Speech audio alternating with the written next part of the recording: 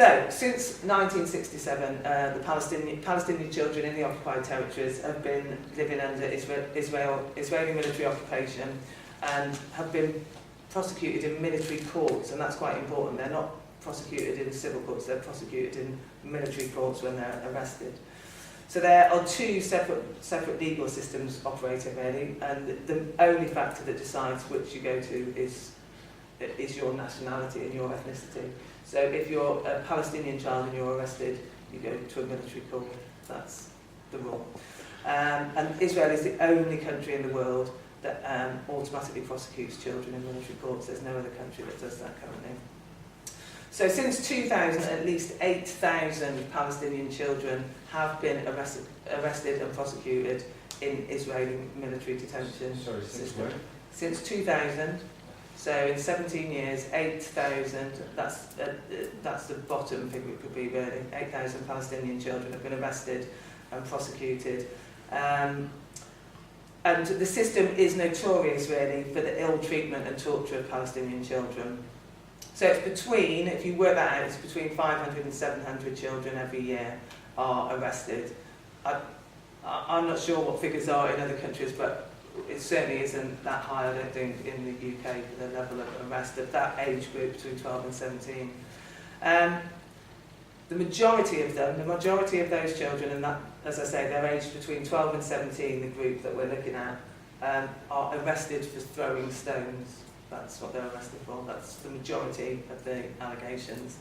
And the potential maximum sentence for them is between 10 and 20 years in prison for throwing stones.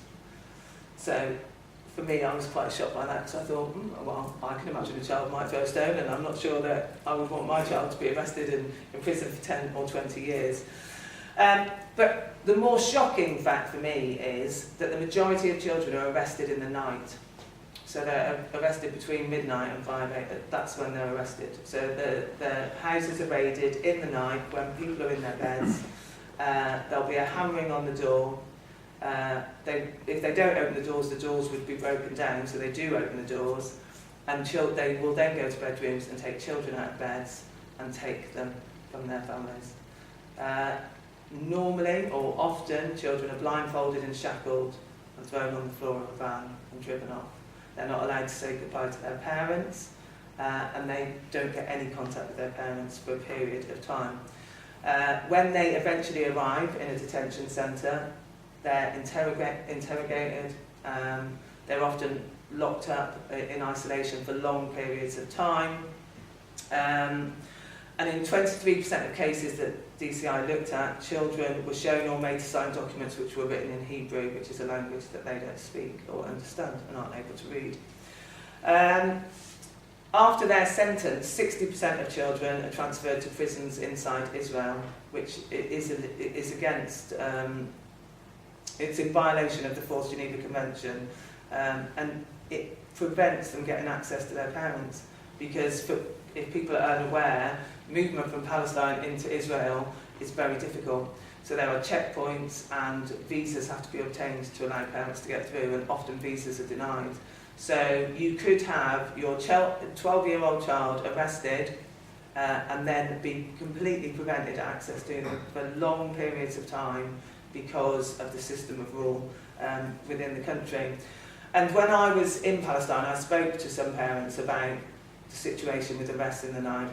And what they said is, children are so terrified that often they just have to keep lights on all night because they're frightened of soldiers appearing in the dark and taking them out of the bed. So they often just have to sleep with all their lights on because children are so terrified. So for me, when I listened to some of that, I was quite shocked that that could be happening to children, really. So I understand it's a complicated situation in Israel and Palestine. I understand that people will have different views about it. But for me, no child should be arrested. No child should not be given access to their parents, not given access to a lawyer or support. And they certainly shouldn't be shackled, blindfolded, thrown on the floors of vans, and you know, interrogated in the way that some of these children are. So it is a really important campaign for us, and certainly we as a union, have had a lot of members feel that it's a campaign that they can get behind and support because we know the impact that that has.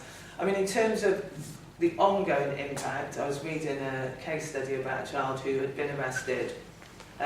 Because of the way that they're in prison, they get very limited access to education.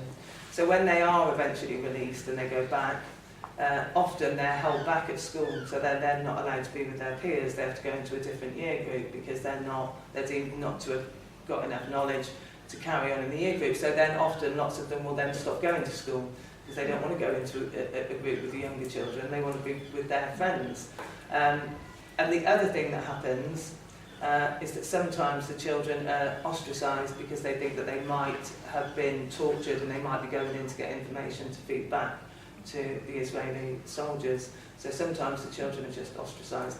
And obviously they're very traumatised by what's happened and get very limited support to help them with that.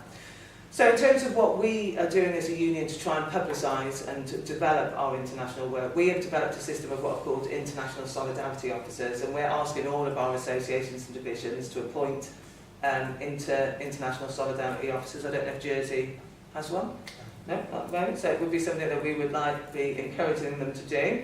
We're also asking them to donate, our associations and divisions and members to donate to things like the Braille Machine campaign.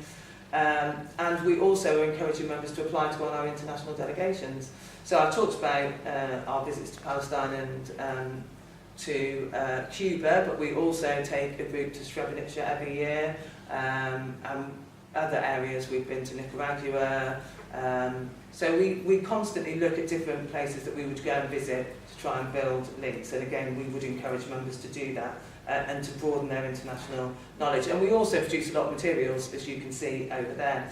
So when the refugee crisis started, we produced a teaching resource pack so that our members, because we had not huge numbers of refugees coming into the UK, but we did have some, not as many as our members would have liked. There was a lot of hostility about it, and some of our members worked tirelessly really to try and ensure that more refugees came in, particularly child refugees, to the country. But we produced a teaching resource pack that our members could use in schools, so that where they had got refugee children coming in, they'd got resources to use, but also to educate our young people about why we need to support refugees and what is happening and where that sits really globally. We also obviously have linked or work with the Palestine Solidarity Campaign, and they're currently launching a child prisoners campaign, and we will be encouraging our members to get involved with that. And I know they're bringing over some Palestinian child prisoners to do a speaking tour, so we'll be encouraging our branches up and down the UK to invite them along and be part of that. And I'll sort of end on this really, because this is the reason that we have to do international solidarity work for me. So currently there is a global education crisis. So there are 124 million children out of school across the world.